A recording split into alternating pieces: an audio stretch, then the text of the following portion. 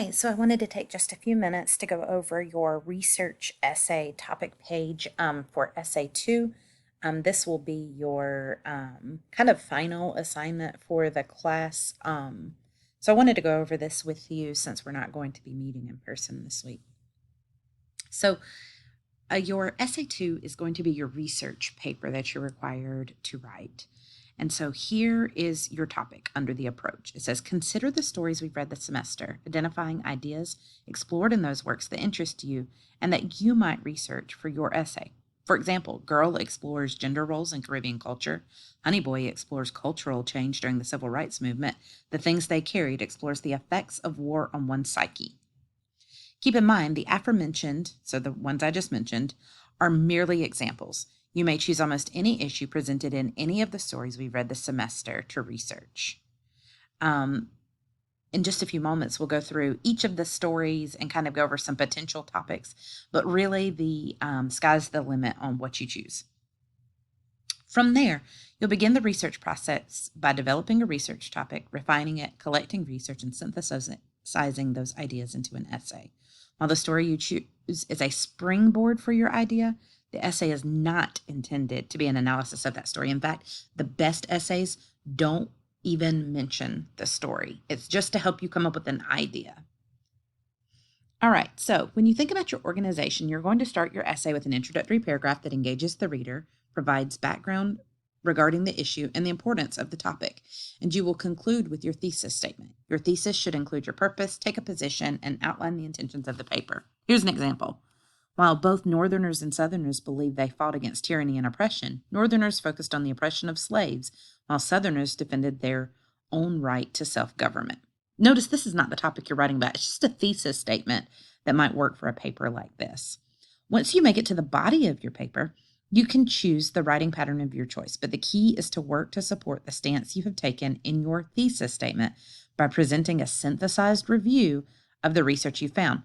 A synthesized review means that in the body paragraphs, you might use examples from multiple sources in one body paragraph. You're not going to do a body paragraph on source 1, a body paragraph on source 2, a body paragraph on source 3. That is not a synthesized paper that is done well. You're really taking that research and putting it together to create your perspective and your ideas based on what is out there.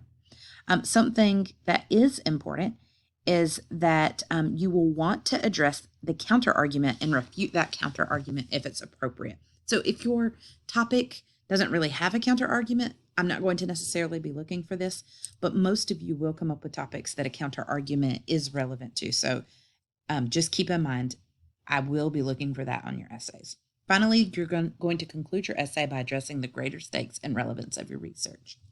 It's likely that you'll find the classical argument structure to be beneficial for this type of paper. And when we meet in class next, we'll talk more specifically about that. It's not a huge concern at this point in the process, but we'll look at that more closely a little later on. So let's talk about requirements. You're required 5 sources. 3 of those will be articles you find through the Valencia Library databases, and 2 of those will be websites that you find on your own that you determine to be credible. Before next class, you will find your 2 websites for your approved topic. On Friday, you will submit your topic pitch. I will approve your topic, and then by Monday, you will come up with 2 websites you think you might want to use. Next class, we'll really look at how to use the Valencia Library databases and how to make that work for us, okay? So you're required 1,500 word minimum for this paper and 7 to 9 paragraphs. So you'll have an introductory paragraph, 5 to 7 body paragraphs, and a conclusion. All of your body paragraphs will include a topic sentence that demonstrates a clear relationship to the thesis. Your thesis statement will present your argument regarding the topic you've chosen. Keep in mind, your topic must be approved by Professor Faulkner. So when you pitch a topic, actually you'll pitch 3 on Friday, you'll get feedback from me on Saturday or maybe sooner, depending on how quickly you pitch your topic, letting you know which of the 3 topics that you pitched you're free to move forward with. Beyond that, I provide basic paper guidelines about integrating quotes and summarizing and paraphrasing, and when we should cite, and using third person and using present tense, and proofreading and editing. These are just basic guidelines. So I'm not going to go through those. You can read those. They're largely not different than what you looked at for the previous essay. Here's a note. Your topic, and I've said this before, must be approved by me, which will happen in your feedback during the topic pitch assignment. There are a few topics that are off limit. We're not going to look at abortion. We're not going to look at legalization of marijuana. Most illnesses we want to kind of move away from, just because these are topics that are largely overdone, and it's hard to bring something new and interesting to the topic, to your perspective. And I don't want you to write a paper that isn't going to be interesting or that you're not going to find interesting. So your topic pitch will be due on the 25th of March, which is this Friday. And then, even though it's not listed here, by the end of day on Monday, you will have turned in your 2 website sources that you found. This will kind of already have you moving toward finding your sources. On April 3rd, you will submit your annotated bibliography. We will talk next class on what an annotated bibliography is and how to compose one, so don't stress out about that just yet. April 5th, you will turn in your outline for your essay. April 11th, you will turn in a rough draft. April 12th, you will complete a peer review in class. April 17th, you will submit your final draft of your essay. And on April 19th, which is our final class meeting, you will complete just like a 2-minute presentation of your topic. This is nothing to stress about. As long as you come in and present and you answer all the questions I want answered, you will do fine. The presentation's super low key. Do not get stressed about it. It's not worth being stressed about. I encourage you strongly to click on the sample essay link and look closely at that essay. You'll notice in the sample essay, even though the writer took her ideas from a story, we never really see any mention of that story. This is a good sample essay. It's from a student from a couple of semesters back. It's not a perfect essay. I wouldn't say do exactly what this student does, but it does give you kind of a good idea of what's expected of the paper. Kind of walk through some essay topic ideas per story to kind of give you an idea of what I'm talking about with using the stories as a springboard. So if we go back and think through each of the stories, if we think about snow, we can think about how relationships and how they fall apart, or how communication can create both problems and solutions in relationships. Or we can think about the power of memory and how it works. We can talk about how cold weather makes people feel down. There's a lot of things going on in snow, and you could choose any of those things to write about. These are a few that are listed here, but you can really, the sky's the limit. As long as you can relate your topic to one of the stories, generally, as long as it's not something that I just wouldn't approve, it'll get approved. In the story of an hour, we might look at things like feelings of isolation, oppression in relationships, how people act in public versus how they act in private. We can talk about the women's rights movement. We can talk about gender. We can talk about the bond between siblings. We see Mrs. Mallard and her sister caring for each other. We can talk about the desire to protect others. We can talk about the effects, both mentally and physically, of a broken heart. We can talk about shock, how it works, what happens during that time, and when one comes out of it. All of these are ideas that are presented in the story. There are plenty of other ideas that might be presented. These are just a few examples. The next story, Girl, we can talk about gender roles. We can talk about the expectations of young women. We can talk about the matriarchy, the role of motherhood, and the impact moms have specifically on their daughters. We can talk about gender inequality, boys being treated more freely than girls. We can talk about Caribbean culture. We can talk about verbal abuse. We can talk about how to parent effectively. In 10 Things, we can talk about the grieving process and guilt. We can talk about cheating in relationships, how people react, how partners are affected, how to overcome it. We can talk about struggling with happiness as a result of one's job or career fulfillment. We can talk about professional baseball. We can talk about ghosts and paranormal activity. We can talk about the mistreatment of people. We can talk about broken dreams and how to overcome that. We can talk about the benefits of moving in together and how to make it work, or the pitfalls or struggles of moving in together. In the bluest eye, you could talk about the American beauty standard. We can talk about how people, the effects of feeling unwanted. We can talk about the impacts of societal status. We can talk about the depiction of beauty in media. We can talk about the impact of representation in media. We can talk about racism through a specific lens. We can talk about feeling unheard, parents who are really taking into consideration one's wants and desires versus not. In Honey Boy, we can talk about the class war, the poor versus the rich. We can talk about the importance of having a leader, leadership qualities, practices within families, friends groups. We can talk about segregation and race. You can talk about masculinity, both the positives and the negatives. You can talk about male gender roles during the civil rights movement. You can look at the differences in ideology between Malcolm X and Martin Luther King Jr. We can talk about crime in cities. In the Red Convertible, you can think about guilt and grief and cars and PTSD.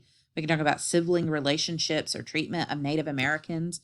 We can talk about dueling identities, which is when you are a member of multiple cultures. So in that story, we learn about Lyman and his brother who are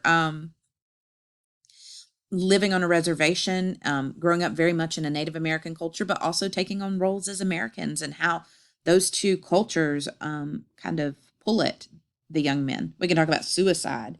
We can talk about the benefits of going on road trips. We can talk about the dangers of hitchhiking. You can talk about skepticism of the medical industry. There's lots of things there. With the things of care we carried, we can talk about perversion. We see some with Lieutenant Jimmy Cross, where he's kind of having some ideas that, and some of the other men that are, maybe outside of what we would call healthy. We can talk about unhealthy obsessions and a dissociative state to survive trauma. We see these men trying to disassociate so that they can overcome what's going on with them. We can talk about the burden of war on soldiers, the burden of war on society. We can talk about the atrocities of war. We can talk about guilt. We can talk about self-medicating. You could even look at a current day war, looking at what's happening in Ukraine with Russia. So there's lots of places for you to go. And I hope this gives you an idea of the many, many ways you can look at this. These are just a few of the ideas. If you come up with something that's related to one of the stories that we've read, one of the ones that I've just mentioned, chances are you will have a topic that can be approved. So I think you will be in good shape if you kind of think through some of these ideas I presented. In addition to providing you with your essay topic page, in this video, obviously, I've also provided you a page on how to evaluate websites. And it talks about kind of some of the ideas so that you know a website is valuable, that it's credible. So we think about timeliness. That's how recent something is. We talk about authority, what information comes from an author or an organization, and what authority do they have. We consider who the audience is and is their bias. We think about relevance. Does it relate to the topic? What connections can be made? And we can think about perspective. Is it a biased source? And is that helpful or not? A biased source is not necessarily a bad thing so long as we recognize the bias and we look at the other side. When you're evaluating websites, you can kind of look at a number of things here that I've listed out for you. Things like the URL you're using, .com versus .edu versus .gov versus .net versus .org. They all mean different things and can help you evaluate websites. Generally, a .com is not what you want for academic research. You're probably going to want a .edu, a .gov, a .org. You can consider whether it's an informational resource or an advocacy resource or a business or marketing resource, a news source, or a personal web page.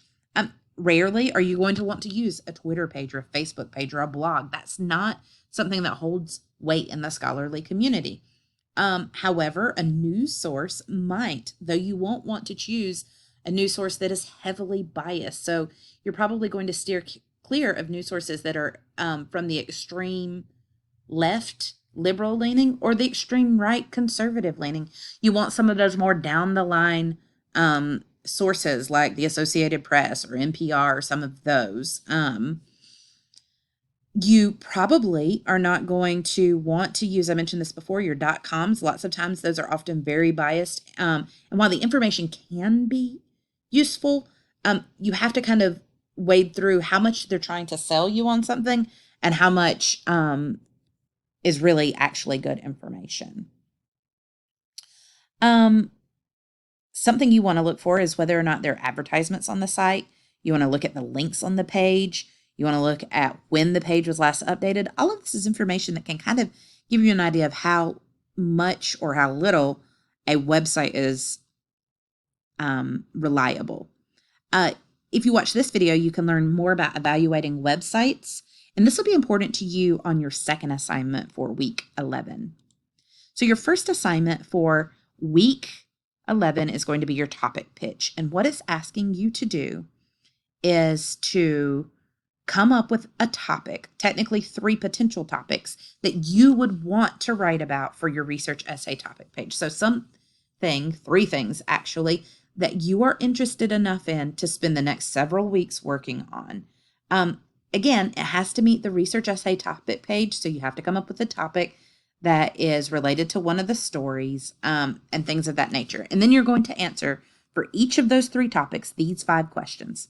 1, explain the issue and how you came about it based on a story we've read this semester. If you're not able to connect it to a story, it will not be approved. 2, explain what you want to argue for or against. This should be an argumentative essay, which means there should be a position that is clear. What are you in favor of or what are you against? 3, explain your personal interest or experience. What makes you personally want to write about this, want to learn more about this? 4, explain who and what the issue affects and why it's important.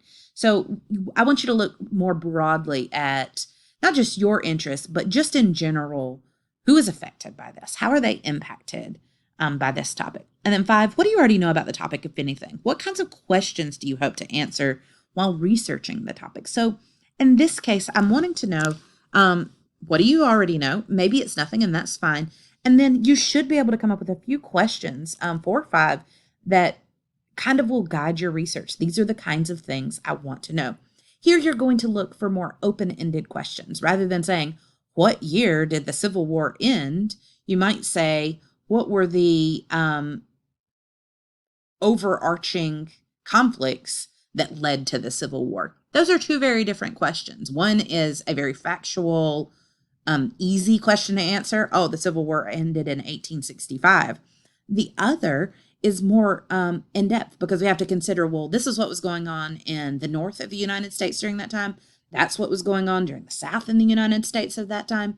And when we're kind of looking at it in that regard, there's lots of avenues to explore. It's not simply, oh, well, slavery was a thing, or states' rights were a thing, or, money was a thing. It was all of those things, and they had a different impact on either side of that war. So whatever your topic is, I'm using that obviously as an example, you want to really kind of start thinking through those questions, because when you get to really researching, you will be in a better position to complete that research.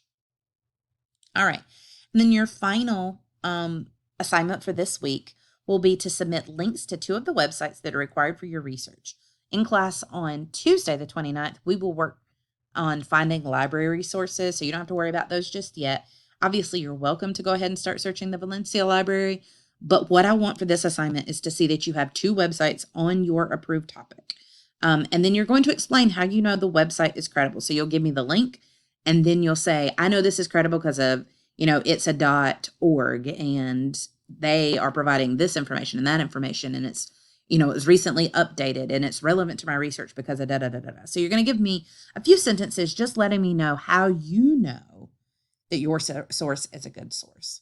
I hope this video has helped you out, and if I can be of help to you at all this week, please let me know. I am enclosing a link for you to sign up for a conference with me if you would like to. You're not required to conference with me this week, but since we haven't met, I am offering some time slots that you can sign up for to meet with me to make sure you're on the right track.